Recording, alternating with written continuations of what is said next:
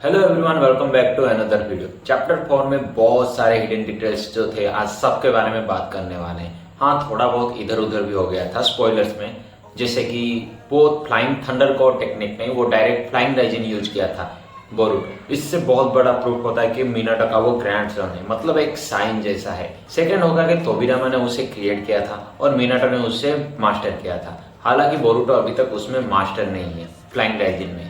जैसे कि हम सब ने देखा, बोरुटो पहले फ्लाइंग राइजिन यूज करके कोड के पास गया, टेंटेल के पास, बट जाते ही देखा कि टेंटेल गायब है।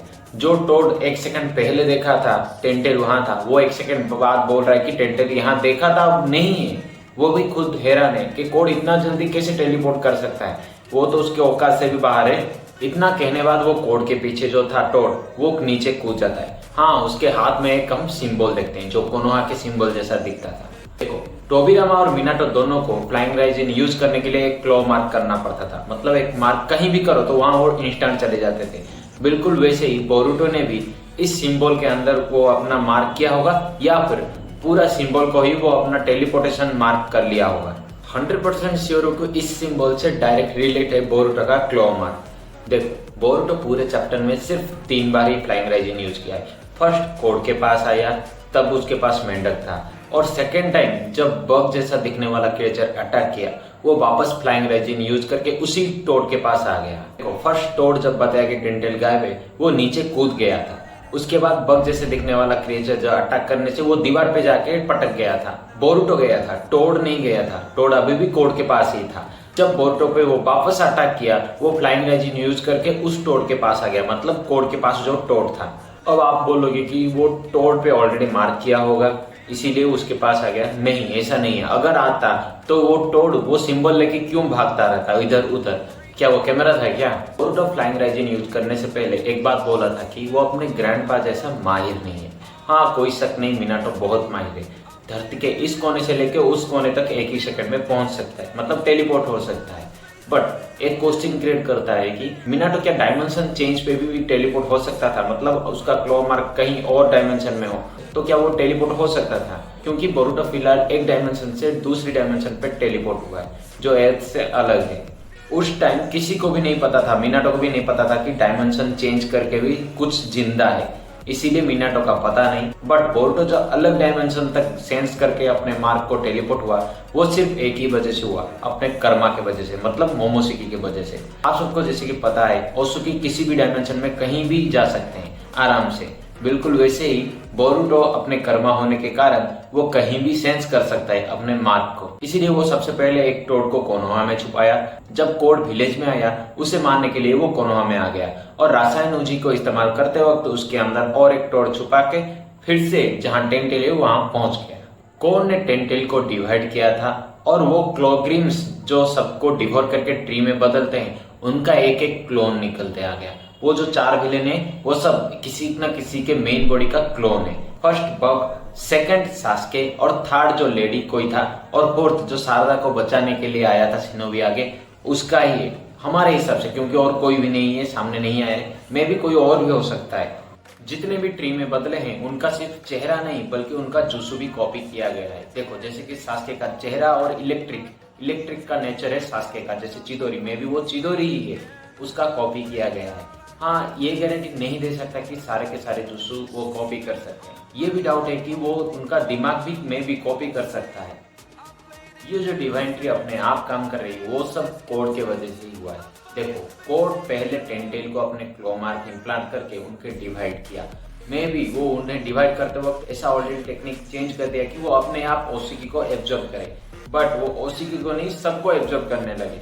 इसीलिए उनका सेल्फ अवेयरनेस जाग चुका है और वो विथआउट परमिशन, कोड के परमिशन के बिना ही एक ह्यूमन फॉर्म में इवॉल्व हो गए। आते ही वो बोलते हैं कि बोथ डेड एंड एलाइव चक्रा उस प्लैनेट में है, अर्थ की बात कर रहा है, और उस चक्रा से बनाया हुआ चक्रा फूड को डिवर करना ही उनका मकसद है। फिलहाल उनके लिए बोरुटो को डिवर करने से ज्यादा दुनिया के बारे में जानने के लिए क्या क्या होने वाला है, क्या क्या हो रहा है, वो सब जानने की इच्छा है। इसलिए वो बोरुटो पे ध्यान। इसका मतलब जब तक एक ओत्सुकी को डिवर करके फुल डिवाइन ट्री में बदलना कंप्लीट ना हो, तब तक सास्के कैद रहेगा। देखो, सास्के को छुड़ाने के लिए एक तो डिवाइन ट्री को पूरे से खत्म करना पड़ेगा या फिर उसे कंप्लीट करना पड़ेगा। इससे ही वो सास्के छुड़ेगा। साफ साफ बोले तो सास्के, हिनाटा, नारुतो तीनों के तीनों एक लॉन्ग टाइम के लिए नहीं दिखने वाले हैं। हाँ, आप बोलोगे कि साकुरा ने गलती क्या किया था, उसके पास सुनादे जैसा 100 हीलिंग टेक्निक है। सुनादे कुछ जैसे भी 80 साल या 90 साल भी हो, अभी भी जवान दिख रहा है, बिल्कुल वैसे ही। देखो, बोरुतो को पहले से ही बहुत कुछ पता था, इसीलिए वो कोड को पहले वार्निंग दे दिया, देख भाई जब तक तेरे कंट्रोल में है इन सबको खत्म कर दे, वरना बाद में बहुत पछताएगा। और कासिम कोजी ने भी बताया कि ये होने का हाई चांसेस था, और तुझे ये भी पता है, बोरुतो को बताया था जब वो रिटर्न फ्लाइंग राइजन पे गया, और सचमुच वो हो गया। फिलहाल कोड के अंदर चारों के चारों विलन नहीं है। खुद कोड को भी पता नहीं है क्या होने वाला है, वो उल्टा बोरुतो को पूछ रहा है। अब बड़ा वार होने की ज्यादा से ज्यादा चांसेस है, मतलब गारंटी वार तो होगा। हाँ, मे भी थोड़ा देर बाद होगा, बट जरूर होगा, क्योंकि जो क्लॉग्रिम्स थे वो ओत्सुकी के तलाश में है, और वो विलेज में आ जाते हैं, जिसको भी टॉर्च करके ट्री बन जाते हैं, वो एक सिनोमी में बदल जाते हैं। साफ साफ बोले तो व्हाइट जेसू से भी ज्यादा ताकतवर वाला आदमी, क्योंकि जो भी सिनोबी को वो टॉर्च करते हैं उसका जुसु उनके पास आ जाता है। वो ओत्सुकी के तलाश में घूम रहे हैं, और सिर्फ अर्थ में अभी 2 ही ओत्सुकी है, एक बोरुतो, दूसरा कावाकी। अगर बोरुतो उनके हाथ भी नहीं लगा तो कावाकी को वो टारगेट करेंगे, और कावाकी को हाथ लगाया तो आइडा और डायमंड जरूर उनके अगेंस्ट हो जाएंगे। और आइडा का तो पता नहीं इतना ताकत, बट डायमंड हद से ज्यादा ताकतवर है, मुझे तो लगता है आइडा से भी ज्यादा ताकतवर है। और एक शॉकिंग बात है कि जो 4 विलेन आए वो पहले ही बोरुतो को पहचानते हैं। आइडा का तो पावर उन पे काम नहीं करेगा, 4 बोरुतो को वो कैसे जाने, मतलब वो तो अभी अभी आए हैं ना। ये जो 4 विलेन नहीं आए हैं, ये अर्थ पे आएंगे या नहीं पता नहीं, बट पूरा कोनोहा सतर्क हो जाएगा, क्योंकि आइडा ये सब देख रहा है, और उसे भी पता चल गया होगा कि 4 नए विलेन आ चुके हैं, और वो तो जरूर शिकामारू को बताएगा। मैंने बताया था वार होगा, बट इतना भी जल्दी नहीं कि नेक्स्ट चैप्टर से ही वार शुरू हो जाएगा, नहीं। वो 4 अभी भी बहुत कुछ सीखना चाहते हैं, और वो पहले अटैक करेंगे कोनोहा पे और अपना आर्मी क्रिएट करेंगे। उसके बाद होगा कावाकी और बोरुतो का फाइट, जो बोरुतो में पहले दिखाया था। और इसके बाद भी बहुत सारे कैरेक्टर्स अभी भी है जिसका इंट्रोड्यूस नहीं हुआ है, वो भी होने वाला है। देखो, अमाडो इन सब का मेन रोल है, उसका रोल बहुत ही इंपॉर्टेंट है, वो ही सब कुछ शुरू किया है। अब क्वेश्चन है कि फ्लाइंग राइजन बोरुतो कहाँ से सीखा, ये कोई ज्यादा हैरान होने वाली बात नहीं है, कासिम कोजी ने ही जरूर सिखाया होगा।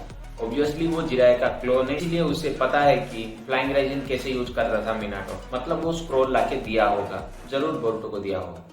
इस चैप्टर के बाद बहुत सारे क्वेश्चन भी आपके मन में आ रहा होगा, वो जरूर कमेंट करके बताना। वीडियो कैसा लगा हो वो भी बताना। जाते जाते सब्सक्राइब एंड लाइक जरूर करना, और तब तक के लिए